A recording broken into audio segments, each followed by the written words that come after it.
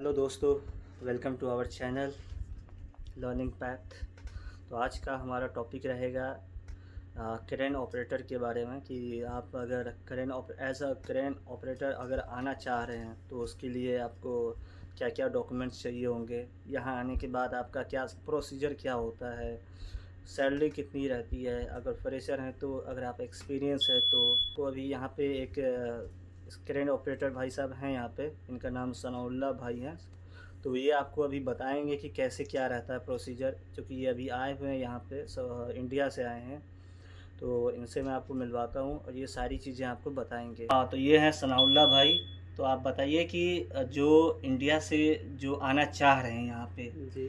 तो वो उनको क्या क्या करना चाहिए यहाँ पे आने के लिए, मतलब कैसे रहता है जॉब सिलेक्शन प्रोसीजर यहाँ के लिए। तो अस्सलाम वालेकुम दोस्तों। और मेरे भाई साहब को थोड़ा सपोर्ट कीजिए आप लोग।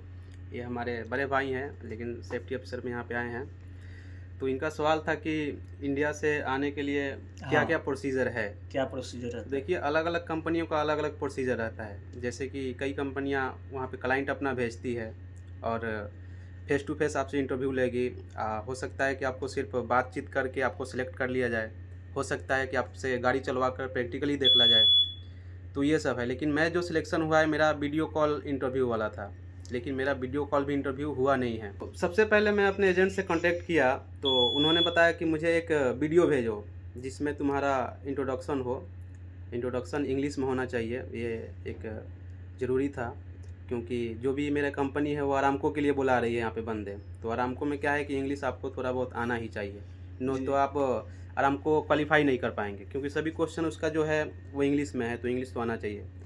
तो उन्होंने बोला था कि इंट्रोडक्शन देना सबसे पहले केबिन के सामने खड़ा होकर। और उसके बाद जो भी तुम काम कर रहे हो, जैसे आदमी हाबिस वगैरह कुछ कर रहा होता है या फिर कॉलम वगैरह खड़ा कर रहा होता है, तो वो कंप्लीट वीडियो होना चाहिए। अब ऐसा नहीं कि हाँ थोड़ा सा आप हाबिस कर रहे हो, बस थोड़ा सा वीडियो बना के कट कर दिए भेज दिए, नहीं।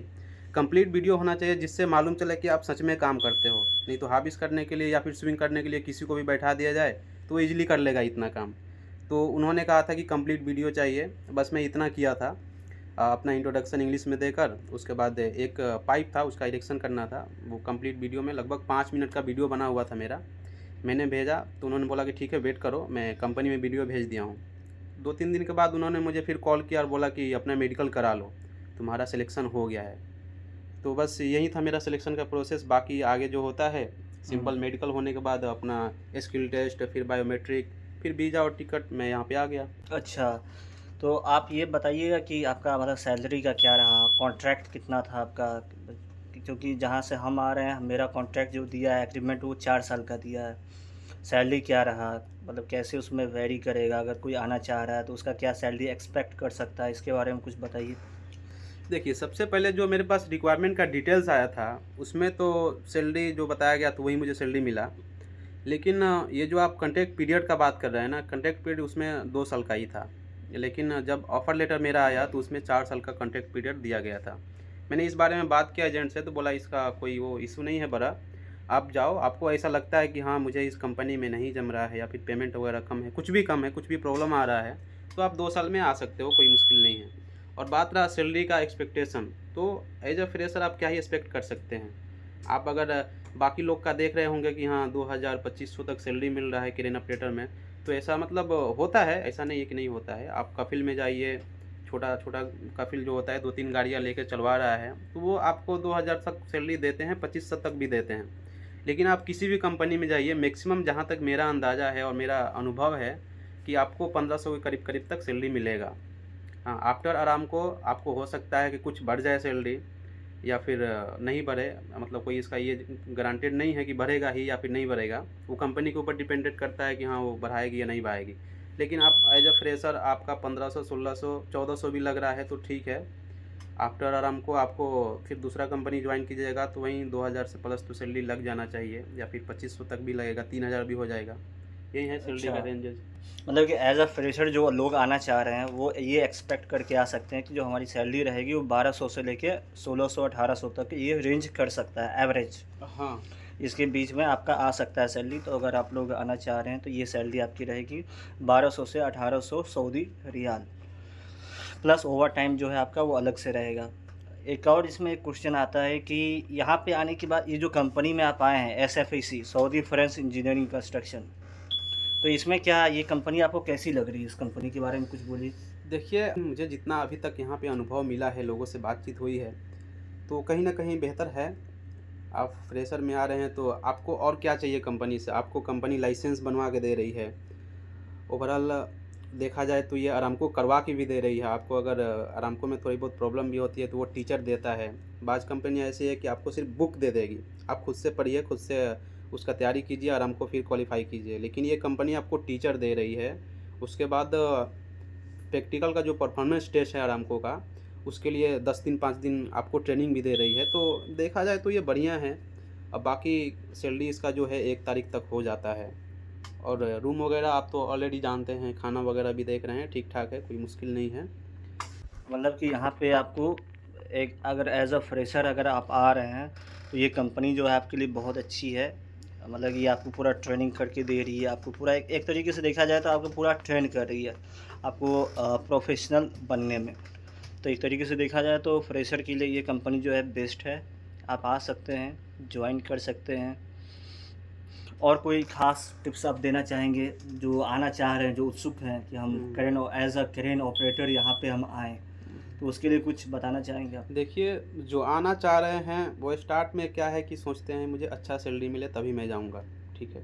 ये बहुत सारे लोग ऐसा करते हैं, मैं भी मतलब अच्छा। किया था 1-2 इंटरव्यू में। हाँ, निस्मा का मेरा इंटरव्यू क्लियर हुआ था, लेकिन अच्छा। उसमें सैलरी काफ़ी कम था। हाँ, लेकिन आप ये मत सोचिए कि हाँ, मेरा सैलरी इतना लगे तो ही मैं जाऊँगा। आप ऐसा सोचिए ही मत, क्योंकि आप इंडिया में चाहे कितना भी काम किए हों, 5-10 साल, 15 साल, कितना भी काम किए, वो मैटर नहीं करता है। आप यहाँ के लिए फ्रेशर ही कहलाएँगे। जब तक आपके पास यहाँ का लाइसेंस नहीं होता है, हाँ, हाँ, और अरामको तो ख़ैर वो एक एडिशनल चीज़ है, कम से कम आपके पास लाइसेंस होना चाहिए। बिल्कुल। हाँ, तो आप एज़ अ फ्रेशर आपको कम सैलरी मिलता है तो आप आइए, बस कंपनी अच्छा होना चाहिए, बच के रहिए, कफ़िल के पास ना आएँ, क्योंकि हो सकता है कि आप लाइसेंस में फ़ेल हो जाएँ या वगैरह-वगैरह कुछ भी हो सकता है। और एक चीज़ मैं बोलना चाहूँगा, जो भी ऑपरेटर भाई हैं, काम सीख के अच्छे से आएँ। ऐसा नहीं कि हाँ, थोड़ा बहुत काम आ गया फिर चले जाएँ, तो वहाँ पे जाने के बाद हो सकता है कि आपके साथ थोड़ा परेशानी आए, तो बेहतर है कि काम थोड़ा अच्छे से जान लें, उसके बाद आएँ। यहाँ पे ट्रेनिंग मिलता ज़रूर है, लेकिन आप एज अ ऑपरेटर आए हैं तो आपको ऑपरेटर का पूरा जो भी अनुभव है वो आपको होना चाहिए। अब कम अनुभव भी चलेगा, लेकिन अनुभव होना चाहिए कि मैं ऑपरेटर हूँ, मुझे क्या-क्या करना है। तो मतलब कि अगर आप आ रहे हैं, मतलब आपको थोड़ा-सा जानकारी होना चाहिए कि मतलब कैसे गाड़ी को ऑपरेट किया जाता है, वो सब सारी जानकारी आपके पास होनी चाहिए।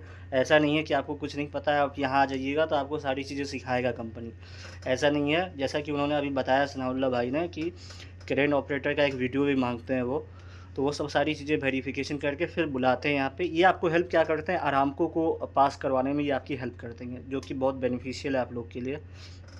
क्योंकि उसका एक बार आपको कार्ड मिल गया अप्रूवल, तो आपका डिमांड जो है बढ़ जाता है।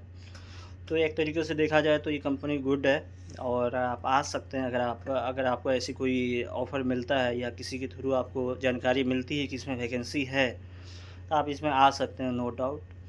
और सारी चीज़ें आपको तो पता हो गई, क्या कैसे प्रोसीजर रहता है, क्या रहता है, एग्रीमेंट कॉन्ट्रैक्ट पीरियड कितना रहता है। तो ये सब सारी चीज़ें देख के आप आ सकते हैं। 4 साल देखा जाए तो बुरा नहीं है, आप दे सकते हैं इसमें 4 साल, लेकिन क्या पता अरामको के बाद आपका सैलरी बढ़ा दिए। ये चीज़ें तो बाद में पता चलेगी, लेकिन आपको बाहर आने का ये रास्ता जो है खुल सकता है आपका। अच्छा सनाउल्लाह भाई, ये बताइए हमको कि अगर कोई बंदा इंडिया में अगर ज़्यादा एक्सपीरियंस है, तो इंडिया का एक्सपीरियंस अगर मान के चलिए 10 साल है, तो वो उसकी भी सैलरी सेम स्टार्ट होगी या उसकी सैलरी कुछ ज़्यादा वो एक्सपेक्ट कर सकता है, या कैसा रहता है प्रोसीजर? फिर उसके बाद से मैं अगला क्वेश्चन पूछूंगा कि यहाँ का एक्सपीरियंस ज़्यादा है तो कितनी सैलरी वेरी करेगी, और इंडिया का एक्सपीरियंस ज़्यादा है तो कैसे क्या रहता है, वो सब सारी चीज़ें आप समझा दीजिए। देखिए, इंडियन एक्सपीरियंस का आप जो बोल रहे हैं 10 साल, 5 साल या 15 साल भी मानते हैं, हाँ, तो गल्फ़ के लिए वो कोई मायने नहीं रखती है, अगर देखा जाए तो। कुछ ओके, कुछ ऐसा हो सकता है कंपनी जिसमें आपका इंडियन एक्सपीरियंस मायने रखा जाए, लेकिन ज़्यादा मायने नहीं रखती है। आप एज अ फ्रेशर ही आएंगे यहाँ पे। अब जैसे मैं इस कंपनी में हूँ तो मेरे पास तो खैर ज़्यादा एक्सपीरियंस नहीं है, अराउंड 4 ईयर का मेरे पास एक्सपीरियंस है। और एक और मेरा बंदा था मेरे जान पहचान का, वो अभी एक्सपर्टाइज में है, दूसरे कंपनी में है, उसके पास लगभग 10 साल का एक्सपीरियंस था। मैं ओके, बता रहा हूँ, मैं काफ़ी अच्छा, अच्छे से उसको जानता हूँ। तो उसका जो सैलरी है सेम मेरे जितना ही है।